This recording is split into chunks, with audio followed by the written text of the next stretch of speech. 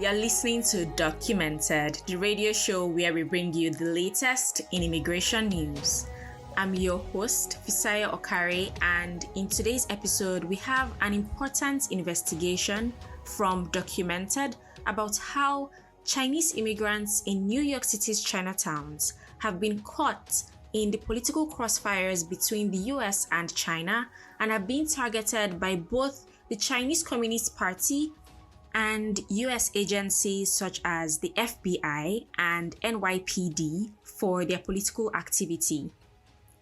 The FBI arrested some people in the Chinese community, accusing them of helping China to collect information. But the FBI won't tell you whether you're a witness or you're the target. But before we go into that story, I'm joined by my colleague, Amer Kafaji.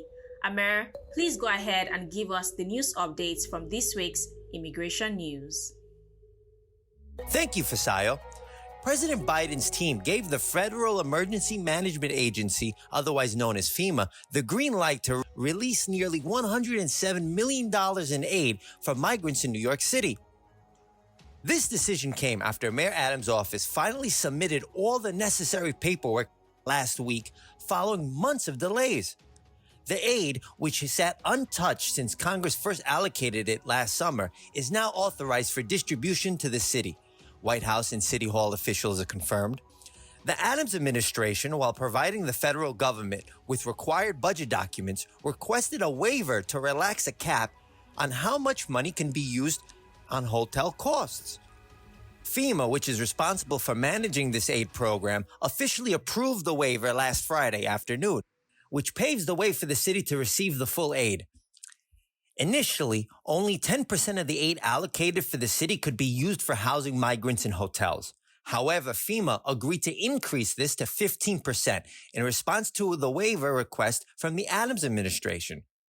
Earlier this week, Supreme Court Justice Samuel Alito extends the pause of a Texas state immigration law that would allow the state to arrest migrants. There's a new battle under a controversial Texas state law known as SB 4. Hundreds of people protested at the state capitol in Austin this week that the law should not go into effect.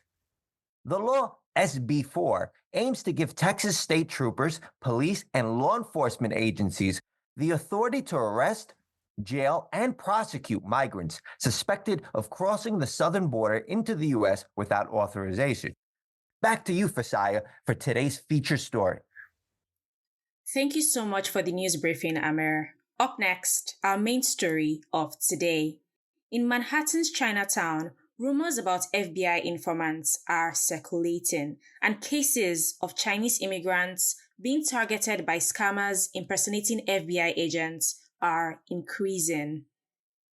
First, let's set some historical background context to today's story so we can understand better.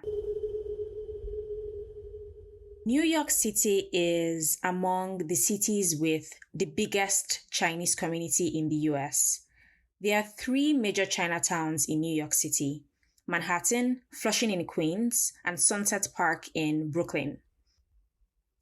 The population of Chinese New Yorkers is slightly below 500,000 people, according to 2020 data from the US Census Bureau. Chain migration is a big factor influencing the movement of Chinese people to the city. The education system draws younger Chinese to study in the US. Many end up staying and building on the Chinese community here. Some people come for blue-collar jobs too. The economics of the job market here still makes sense for Chinese or other diasporas to come. There are jobs paying better than in China, for example. There are also business opportunities, and so other Chinese people invest in real estate here too. Since 2018, the relationship between the US and China has fallen to a historic low since the two countries resumed their relationship in 1979 after a 30-year freeze when the Chinese Communist Party took over China. The friction in the relationship between the US and China started with former President Donald Trump's trade war against China. As President of the United States, today I'm directing the United States Trade Representative to examine China's policies, practices, and actions with regard to the theft of American intellectual property. The US accused China of stealing American intellectual property. The accusation was met with vehement pushback from Chinese President Xi Jinping. A healthy, stable, and growing China-US relationship is not only in the fundamental interest of the Chinese and American people, it also meets the expectations of the international community. For China and the United States, win-win cooperation is the only right choice and the pathway toward a better future. Both countries then proceeded to intensify their operations against influence and espionage activities from the other. As a result, Chinese immigrants on both ends of the political spectrum have been hunted by government agents in China and the United States. Their political activity is now cast under a magnifying glass and is causing repercussions for them and their families. Paranoia and fear are spreading in New York City's Chinese communities right now. Rong Xiaoqing, the investigative journalist behind this new report, will join us in a moment to discuss it. Here's an excerpt from the investigative report, which is how the story begins.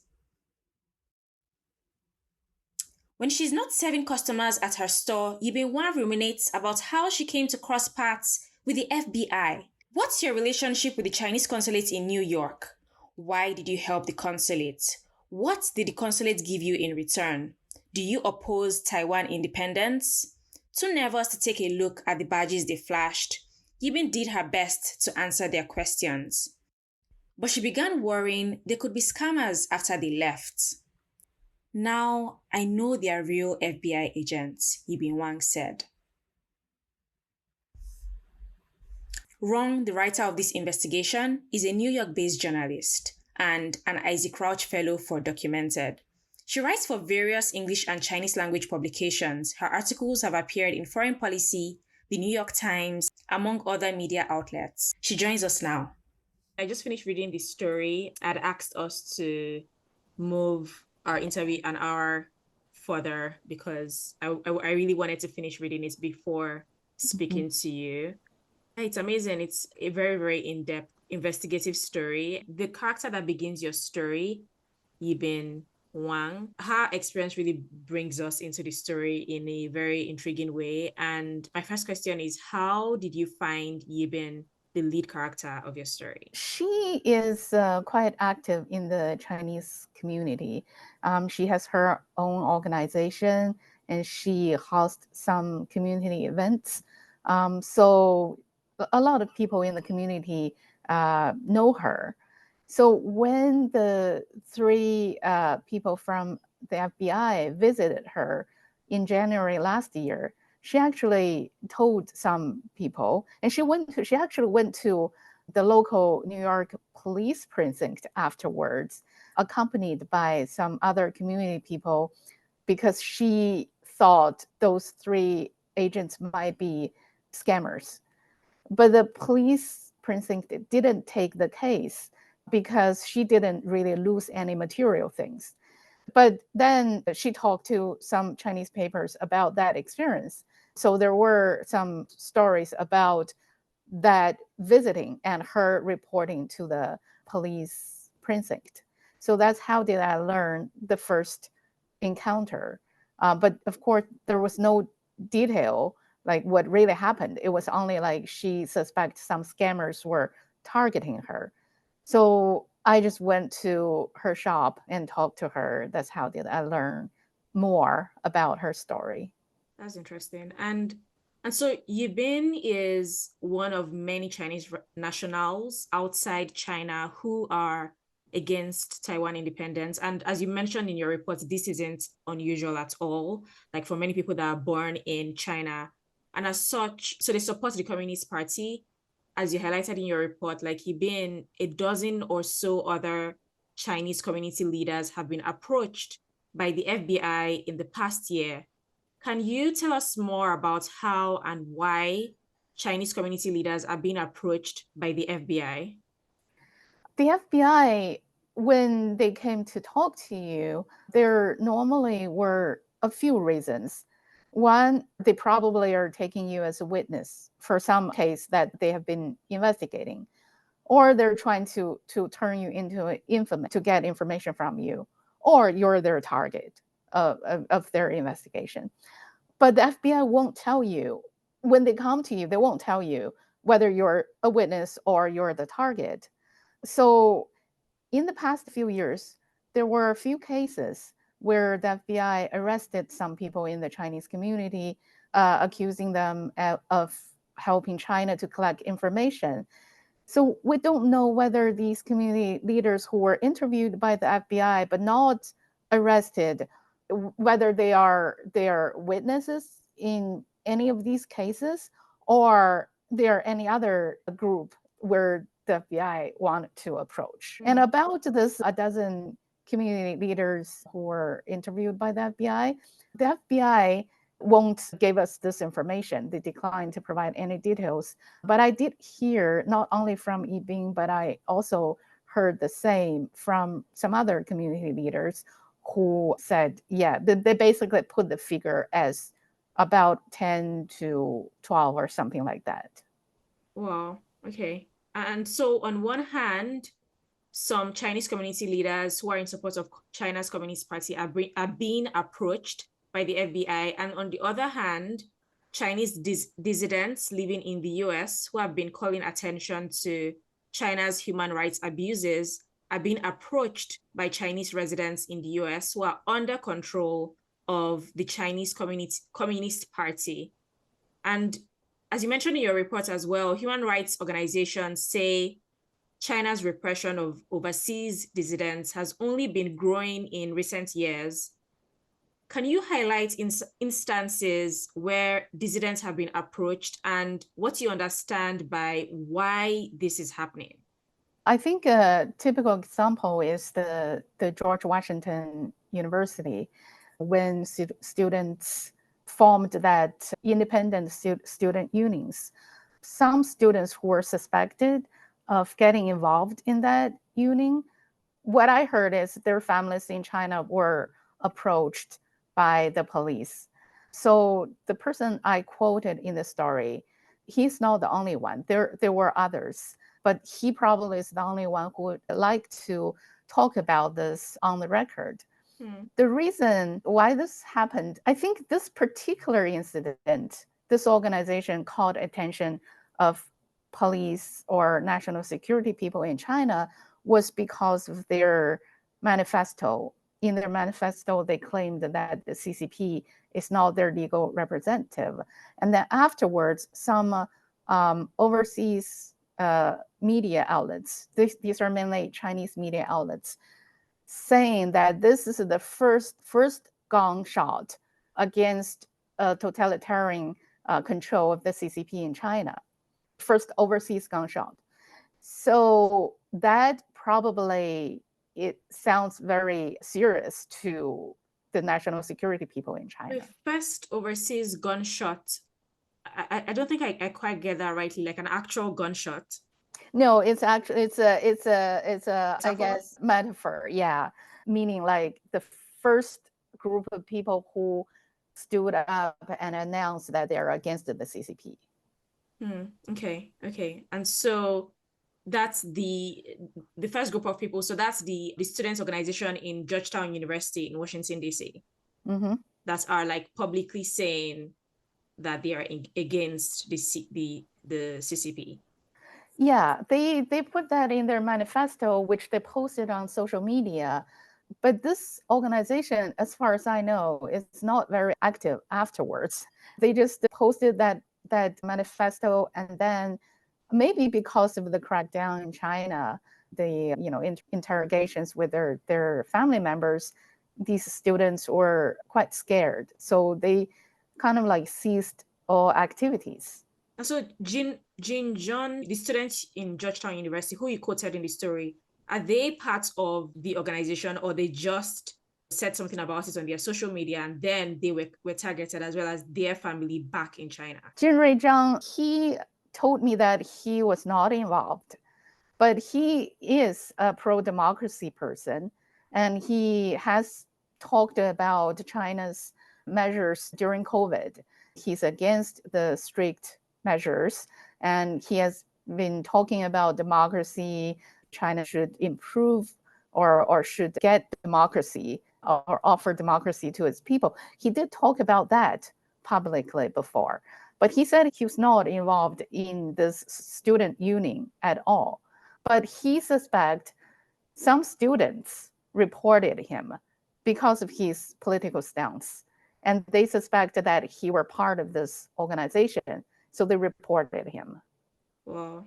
And so as a result of what happened, and even the police approaching his family in China, he's had to be extra cautious about communicating with his family back home. Because I remember in the story where his sister indicated one time that he should have their conversation via Zoom instead, right? Yeah, when I asked him why did he want to talk on the record with his real name, I asked him that whether he worried that it will get more repercussion for his family members in China. He said what they suspected he has done that already happened. They have already suspected that.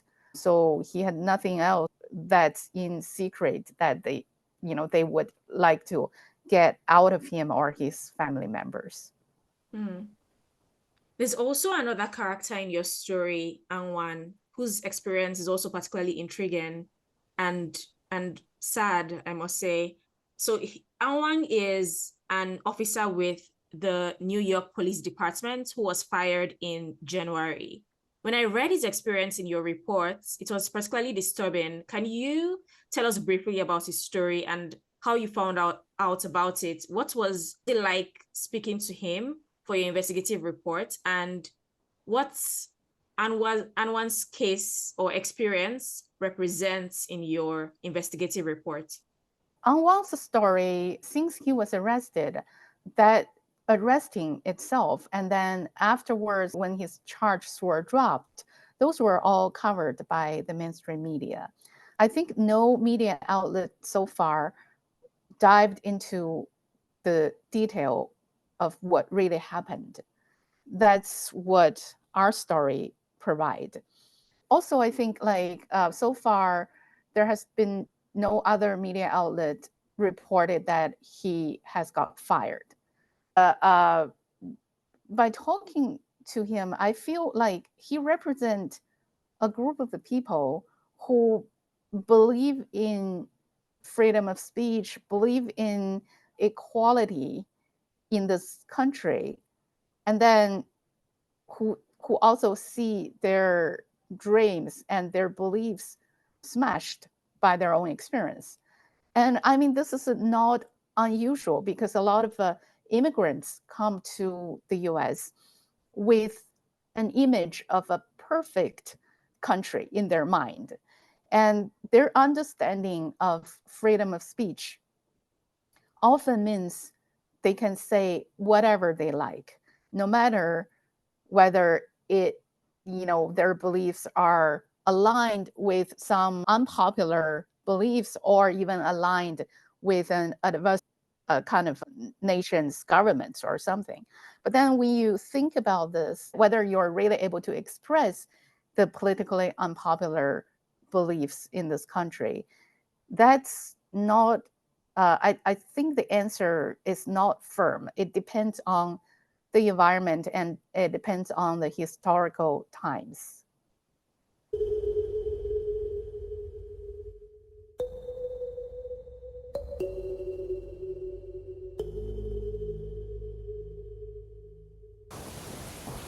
The Deputy Consul General of the Chinese Consulate in New York, Zhen Chen, what did he say when asked about involvement in China's alleged manipulation of Chinese immigrants in the US? What did he say about the consulate's involvement in it? Yeah. Jin Chen, the deputy consular of China's consulate in New York, I didn't speak to him per se. I communicated with him via emails. I gave him a list of questions. He sent back a quite long response, but it's not like answered the questions one by one. He basically presented the stance of China or Chinese government and emphasized that they observed all relevant laws when they're encountering Chinese immigrants. Okay. And Yibin Wang, the person at the beginning of your story, how is she doing today, and how has being on the FBI blacklist impacted her daily life today? Well, I see like she is recovering now. Like she went to some community events again, because for a long time she just stayed at her own place and went from an active person to like a very low profile, scared person. But now she's recovering. But she got this car accident last October, and then that has it was not like a major injuries in her, but she got some like I think her nerves is affected, so she couldn't sleep well. That is still lasting. The symptoms are still there. She couldn't sleep well, and she got a lot of nightmares. So she is still struggling with that. But the car accident, it was not directly related to the FBI's interviews or something, but because of her mind being affected, she's kind of like distracted, yeah. And then because she's distracted by all these things and all this stress and pressure, she probably somehow got that car accident. That's also possible. Was she driving when the She was accident driving. She was driving, and then she was hit in by a school bus. happened? How long did this investigative reports take to put together? The reporting took about 4 months, and then it took almost as the same length to the same time to write and edit. Wow, so eight months. Yeah, I think I started to work on it in the beginning of August 2020. last year. Yeah, Okay, 2023. 2023. Okay. Were there other factors? I know, for an investigative story like this one, there were indeed a lot of sources to speak to, but were there other factors that further stretched the turnaround time? I think the major challenge I encountered was this is a very sensitive topic. Most of the people just don't want to talk about it. Yibing probably was the only one that I talked to who would like to talk on record with her real name about the encounter with the FBI. And Jinri Zhang was the only one who would like to talk about the CCP's harassment to their family members among all Chinese international students. I talked to a lot. Some of them were students who were literally shaking when they talked about this. And I also talked to the Chinese community figures regarding the FBI's surveillance on them. There were a person that whom I know for a long time, and when I talked to her, this was totally off the record. We agreed it's off the record. I'm not going to quote him with his name or anything. He still said, now you sit in front of me. I don't know whether you carried a tape record and whether you're going to hand to the FBI afterwards. Wow. So that's how scared people are now. Wow. And what was the most surprising part of the story for you? Surprising. I don't know. I think well, Wang indeed surprised me because he spent a lot of time studying the civil cases or the charges against Chinese community figures or the scientists. And he attended a lot of civil rights events. And so he's kind of like turned himself into a civil rights activist. So I think reaction like this surprised me because I thought people in that situation would want to stay away from all of this, would want this chapter to be flipped over as quickly as it could be. But he turned himself into a fighter. I think that's quite something.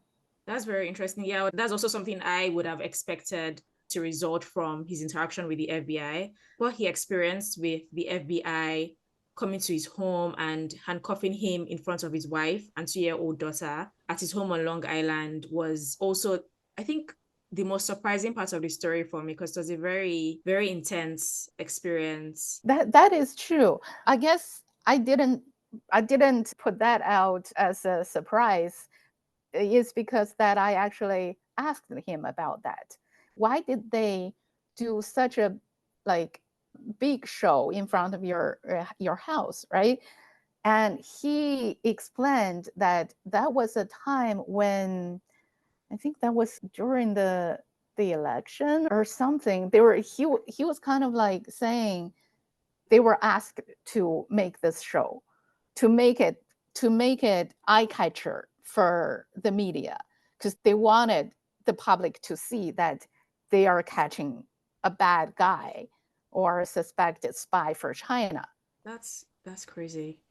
What would you want the major takeaway for readers to be, especially for readers of a publication like Documented, who are mostly immigrants, advocates, social workers, and immigration lawyers? I think China and the US relation and all of the major things have been fully covered by the mainstream media here. And a lot of American people, when they think about China and the US, they always think about Xi Jinping, President Biden, or even President Trump. And they think about trade wars, they think about Huawei, TikTok. But it was indeed these people living in the Chinatowns, the ordinary people, who are shouldering the consequences of the decisions made by the decision makers or the important figures. So how would this relationship affect these ordinary people? I think that we should pay more attention on this. And another thing is, I want the American public to know that the Chinese community is not a monolith.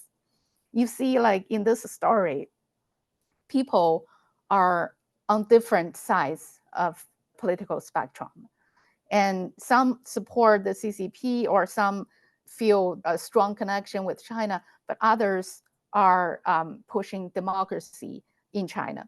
Mm-hmm. So I want American people to know that you can't simplify this whole entire community or label this community.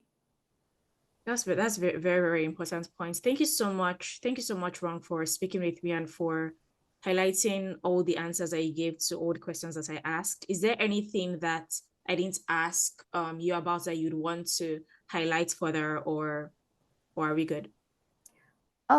No, but I just want to mention one thing. I think the editors, Max and Clarissa, they have actually done a great job, because, I am an insider of the Chinese community. Mm-hmm. They are not the insiders.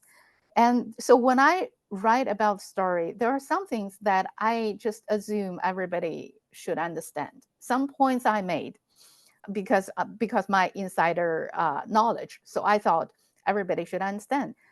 They, as outsiders, often find this point is confusing, that point is confusing. So we went back and forth many rounds, and eventually we present a final story that I think both people in the Chinese community and the broader society would understand and resonate. That's good. And was there any reason that you could have chosen to publish this story or work on this story with any other publication? Was there any reason that you chose documented in particular? I mean, I know that we put out a call out for the Isaac Rauch Fellowship for, applicants to submit story ideas to M4. And that was, how we got to, that was the start of working on this story in the first place. But you could have still chosen any other publication to work with to publish this story, given you've been working in New York and, being a journalist for many years. And so why documented? I think documented focus on the immigrant communities. And so I saw the stories documented, published, and I myself contributed some stories before as well. So I feel documented understand immigrant communities. So for a story like that, I have to spend a lot of time and energy to do it. I really want to put it in good hands who could understand it. Good, nice. Okay. Thank you so much. Sure. Thank you. We're going to end today's show with a song called Tomorrow Will Be Better. I asked our investigative reporter, Rong Xiaoqing, to choose a song for today's show and tell us why she chose it. So she chose this. Tomorrow Will Be Better was written by Taiwan musician Lo Taiyu in 1985 and originally sung by more than 60 singers and is still a household melody in China, inspired by the English charity single We Are the World. Ron tells me the lyrics say that there's still hunger and war in the world, but let's hope tomorrow will be better. An optimism that we need more than ever in today's world, which is scarred by war and geopolitical battles. You've been listening to Documented's Immigration News Roundup. I'm your host, Fisayo Okare, and to see today's show's transcript, which includes the lead story of today's show, you can go to docu.nyc/EP8. Again, it's docu.nyc/EP8. Until next time, thank you for listening.